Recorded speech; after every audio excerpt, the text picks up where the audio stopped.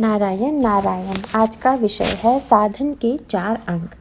मैं जब भजन करता था तब मुझे मैं और भगवान के सिवाय और कोई दिखाई नहीं देता था। वैसा ही तुम्हारा हो यह मेरी इच्छा है और वैसा तुम्हारा हो सकता है, इसीलिए मैं यह कह रहा हूँ। गृहस्थी करते समय प्रत्येक को अंतर्मुख होकर अपने दोष कौन कौन से हैं यह ढूंढने चाहिए और उन दोषों को मिटाने की कोशिश करनी चाहिए।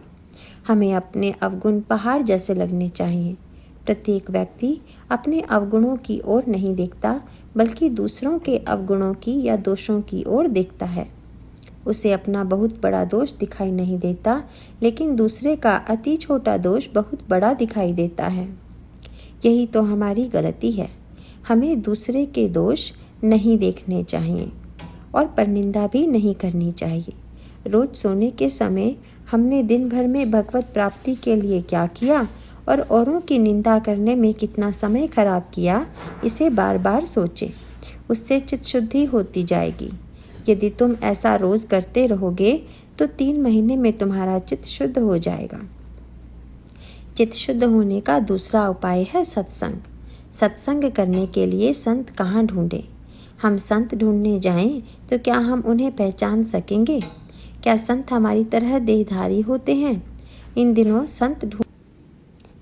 संत ढूंढने जाएं तो संत मिलना कठिन है।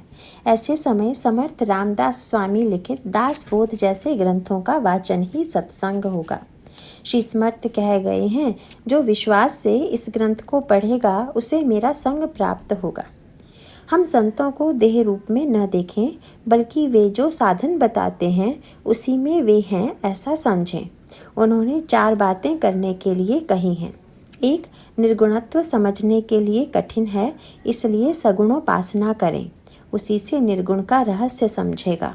दूसरी बात है नम्रता। अभिमान से परमेश्वर दूर जाता है। सभी से जो नम्रता से व्यवहार करता है वही भगवान को प्रिय होता है। तीसरी बात है अन्नदान। कलयुग में यथाशक्ति अन्नदान करते रहें, यह बहुत महत्व की बात है। चौथी बात है अखंड नाम स्मरण करना। परमात्मा की प्राप्ति के लिए संतों ने हमें नाम स्मरण जैसी अनमोल बात दी है। संत मिलने के बाद ऐसा हमें लगना नहीं चाहिए कि कुछ करना शेष रह गया। जिनको ऐसा लगता है कि कुछ करना शेष रह गया है, उन्हें गुरु मिलने पर भी गुरु न मिलने जैसी बात है। ऐसी इच्छा हमें क्यों होती है कि आज एक यात्रा की, कल दूसरी करनी है। एक बार गुरु मिलने पर जिसे ऐसा लगता है कि अन्य कुछ कर्तव्य करना बाकी नहीं रह गया, उसी ने गुरु मिलने का सार्थक किया ऐसा सिद्ध होगा। गुरु आज्ञा पालन के सिवाय उसके लिए और कोई साधन ही नहीं रह जाता। यही उसका परमार्थ होता है और वही उसकी तीर्थ यात्रा होती है। इसके सिवाय और भी कुछ करना है, इसकी कल्पना तक उसके मन को नहीं छूती। नारायण नारायण।